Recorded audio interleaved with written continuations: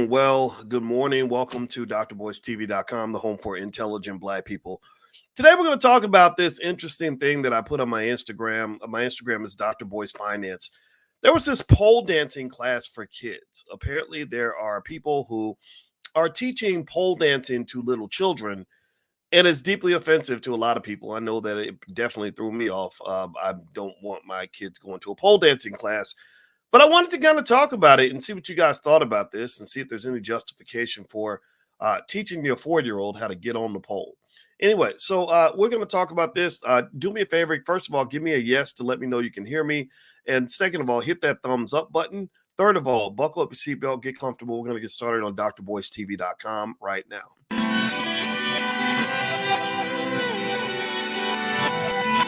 Here we are, clan the isms, cataclysm, great.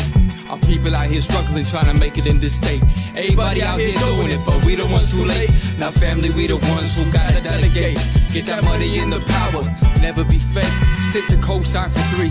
What did he say?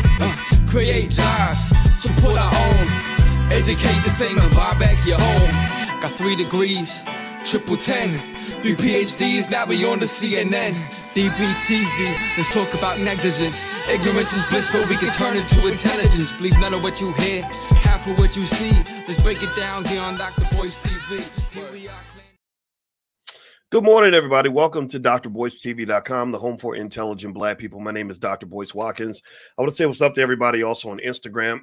My Instagram is Dr. Boyce Finance. If you want to follow me on Instagram at Dr. Boyce Finance, feel free to do that.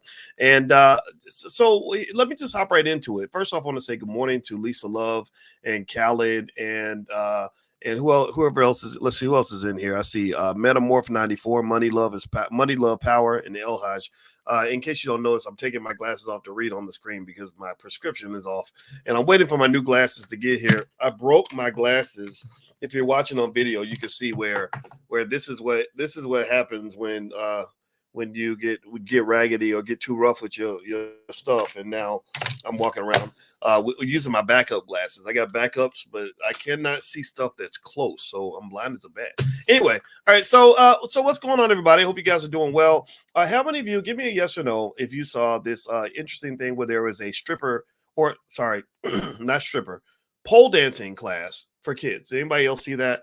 This was actually I shared this on my Instagram. My Instagram is Dr. Boyce Finance, and it was basically this thing where apparently it was a company, and I'm not even gonna say the name of the company because we ain't getting no free advertising up in here, where they were teaching these little children, mostly little Black girls, how to dance on the pole. Now they weren't all Black though. There was like a little Asian girl, and I think there was even a little boy. And I put this on my Instagram. If you want to go see it, you can kind of see it on the screen. If you're listening on Spotify, then I just imagine like you're a 4-year-old like on a stripper pole. That's kind of what is happening here. And a lot of you were kind of thrown off by this. I know I was. How many of you? First of all, let's just start right here. How many of you can find any justification whatsoever to teach a child how to pole dance? I'm not going to say stripper pole because pole dancing is not originally just something that strippers did. It's just something that strippers incorporated into their routine to make themselves look more interesting. How many of you would send your child to a pole dancing class? Give me a yes or no. Give me a yes or no if you would do that. And then second of all, I want you to let me know, give me a yes or no what if someone said, well, in ancient China, pole dancing goes back 800 years. It's being recognized as an official sport, that helps people stay fit. In India, pole dancing goes back to the 12th century. In Indonesia, it's part of traditional dance. How many of you would be swayed by that to say, okay, I get it now. I understand. I'm sending my grandbaby to the pole dancing class, or I'm going to take a pole dance. I'm going to say no. I'm in the no category. But I'd like to be fair and open-minded. Again, people can do whatever they want.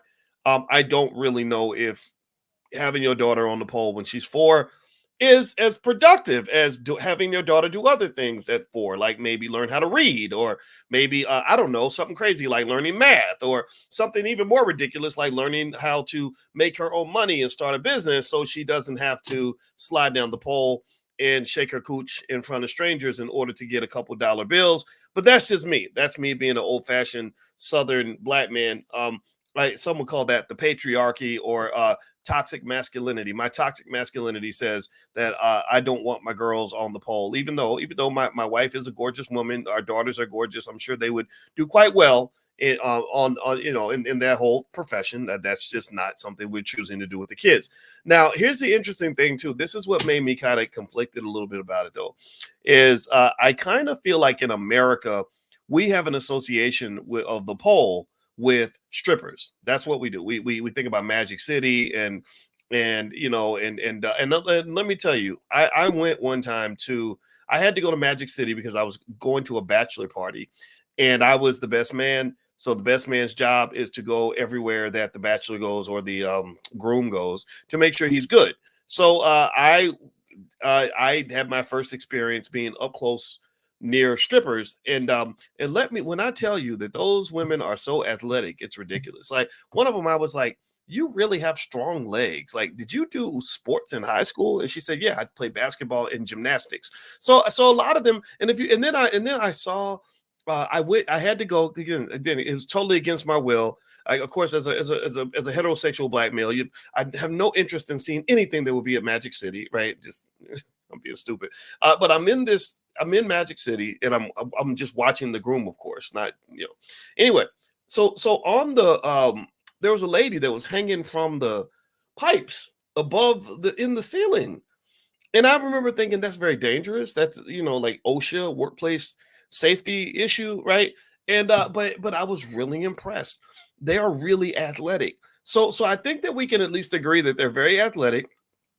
There's justification to argue about the inclusion of pole dancing as a sport. They're actually considering making it an Olympic sport, which would be quite interesting to observe. I think that what has happened though in America, and the reason most of us don't want our daughters on the pole is because it's been sexualized in a horrific way, right? It's been associated with a bad culture, with a space where your child is in there with a bunch of seedy men who where she might get violated in some terrible way, where you've got drug addicts that that get money to buy more crack by shaking a little booty in order to make money, right? That's kind of what it's associated with. And I think that's why people rightfully had an issue with saying, like, no, let's not do this to our kids. And it also speaks to this deeper issue of just the sexualization of Black children in general, the little Black girls. There's a lot of conversation that I constantly hear about protecting Black women. And when we talk about the fact that a large percentage of Black girls get violated at an early age, they always turn to men and they say, why aren't you protecting Black women? Why aren't you protecting Black girls? And I know a lot of men who say, well, we're trying to protect them by keeping them off the pole. We're trying to protect them by trying to do things to keep families together and stuff like that.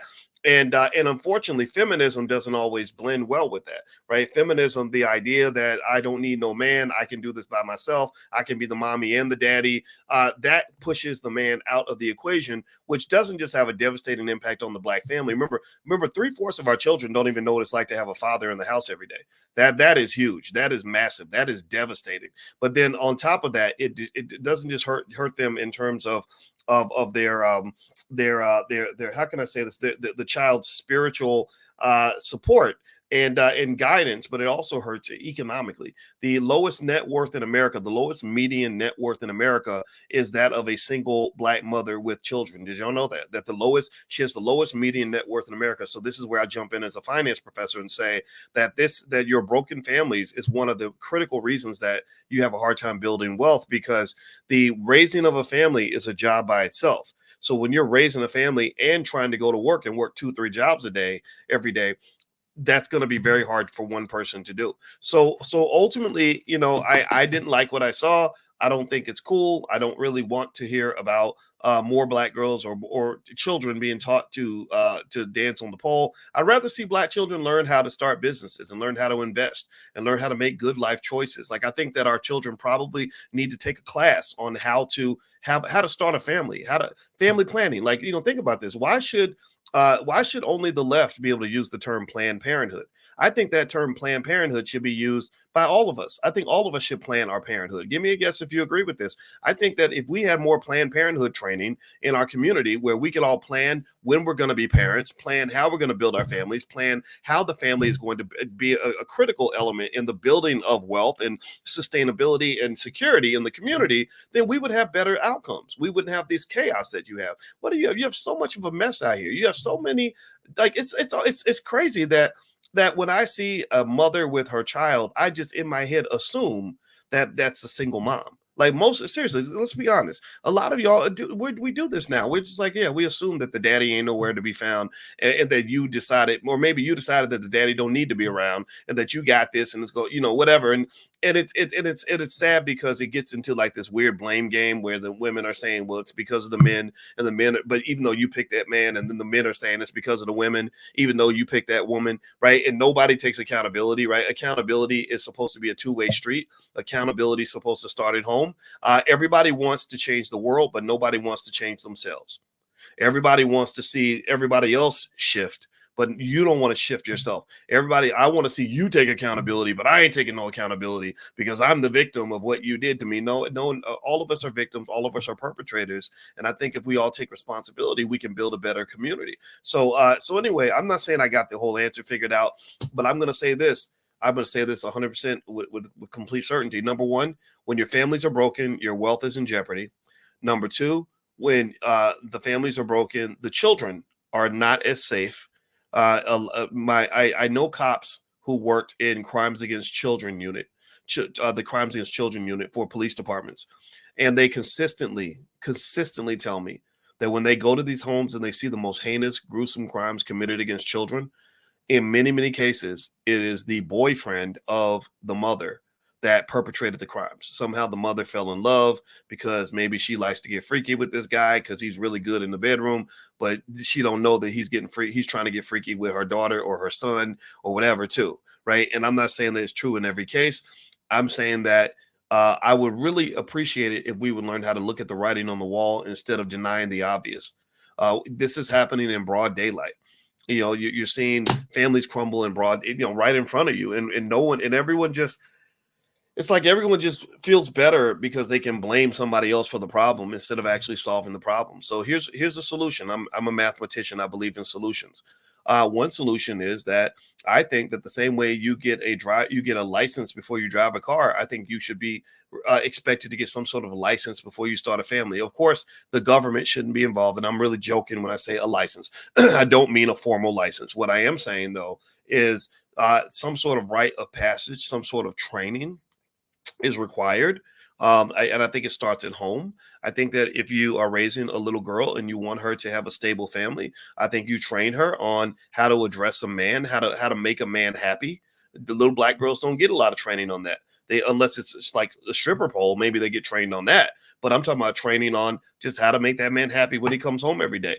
The same thing. I think boys have to be trained on how to treat a lady, how to treat a woman, how to speak to a woman, how to respect a woman.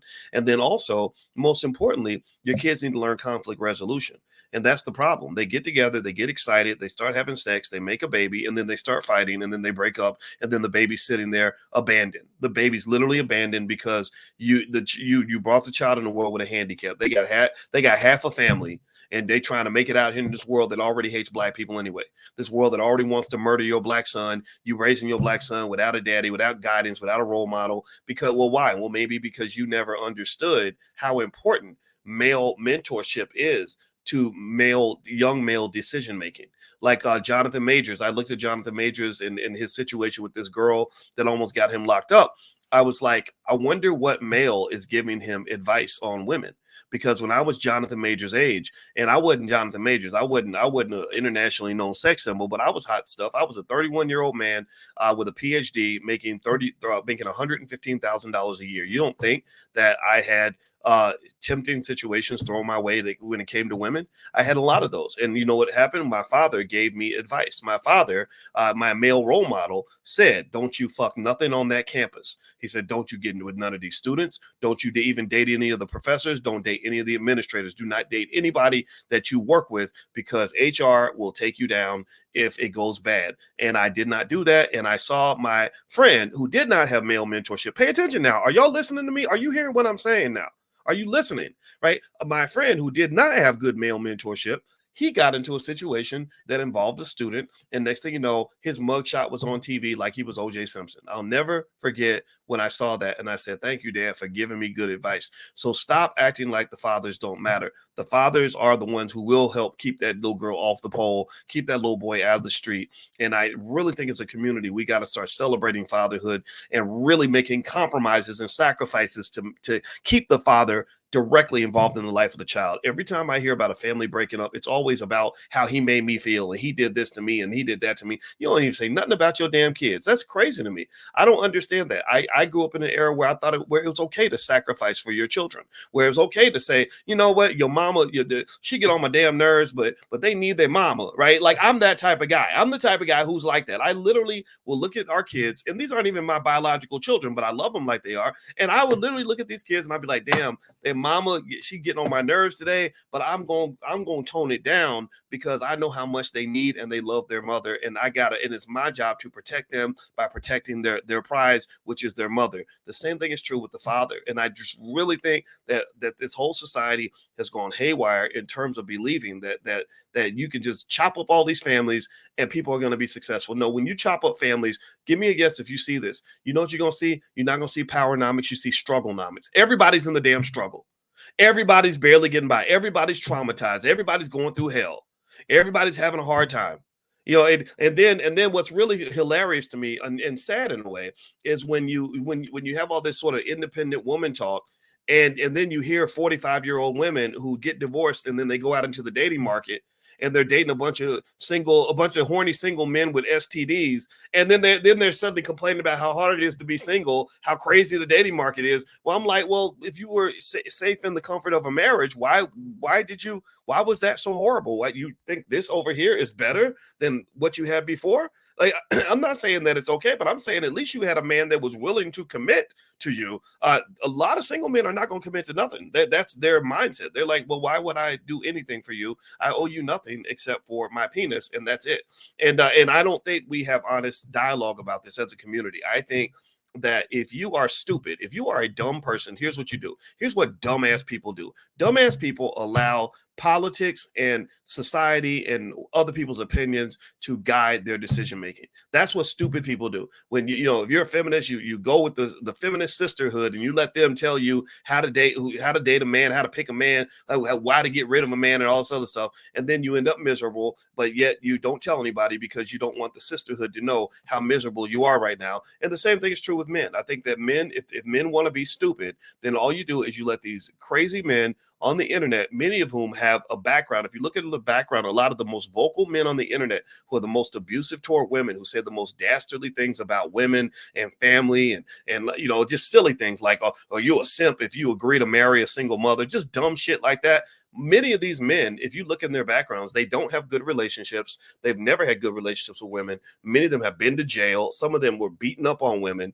Just all kinds of crazy stuff. And so really what you're hearing, what you have in the age of the internet is you have a space where everybody has a loud voice. And some voices are toxic people. Some of these voices are porn stars and killers and criminals and everything else. And they love the internet because the internet has given them this space where their mental illness is celebrated, where they get rewarded by going on YouTube and spazzing out and sounding crazy and saying things that don't help anybody but their pocket. And I personally think that you got to be smarter than that. Okay, so anyway, that's my 2 cents on the little girls at the stripper pole. If you want my simple answer, the answer is hell no. I'm not taking my daughter to your stripper pole class, or sorry, I'm not going to call it a stripper pole. I should stop saying that. Your pole dancing class. I don't care if it's artistic. I don't care if it's athletic. If I want my daughter to get athletic training, I will take her to track practice. If I want her to get some art, I will take her to an art class. She does not need to be spreading her legs, sliding down a pole in order for her to get in shape. There are many, many ways that she can get in shape that don't involve shaking that booty. But anyway, that's my 2 cents. Maybe I'm wrong. Believe what you want. It's okay. All right. So anyway, guys, I'm about to get out of here. Do me a favor, hit the thumbs up button, thumbs up, share, subscribe. Also, my website is boycewatkins.com. I have a lot of good stuff up there. If you want to teach your kids about wealth, actually, we do teach economics to kids in the Black Business School.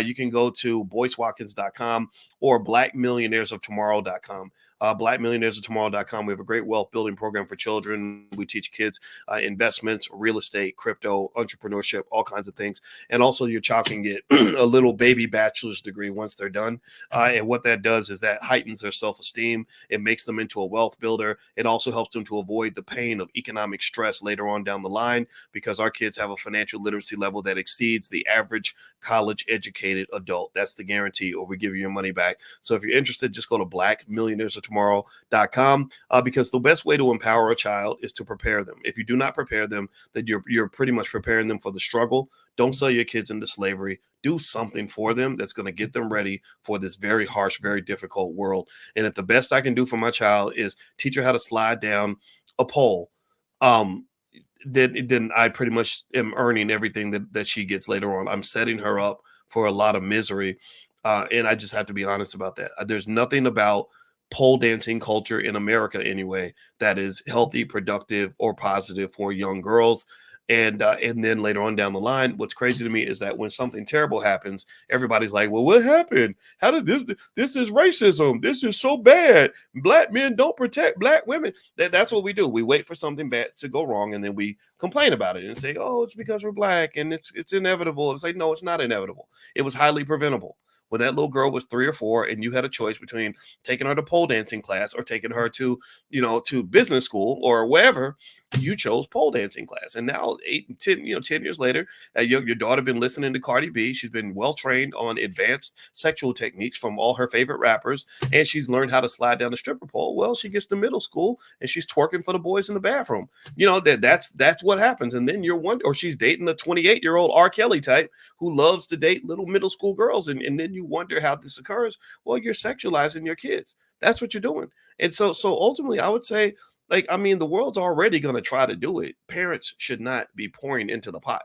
And again, I know I sound self-righteous when I say this, but I think somebody's got to say it, because ain't nobody saying this enough.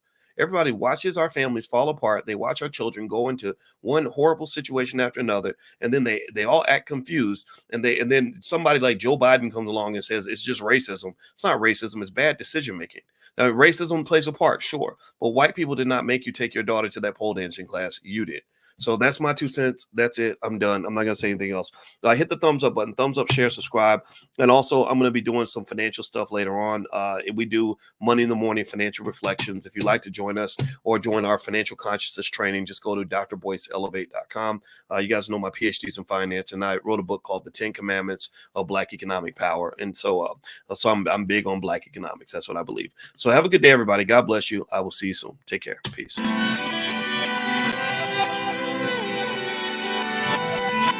Here we are, clan the isms, cataclysm great. Our people out here struggling, trying to make it in this state. Everybody out here doing it, but we the ones who late. Now family, we the ones who gotta delegate. Get that money in the power, never be fake. Stick to co-sign for 3. What did he say? Create jobs, support our own. Educate the same and buy back your home. Got 3 degrees, triple 10. 3 PhDs, now we on the CNN. DBTV, let's talk about negligence. Ignorance is bliss, but we can turn it to intelligence. Believe none of what you hear, half of what you see. Let's break it down here on Dr. Boyce TV. Here we are.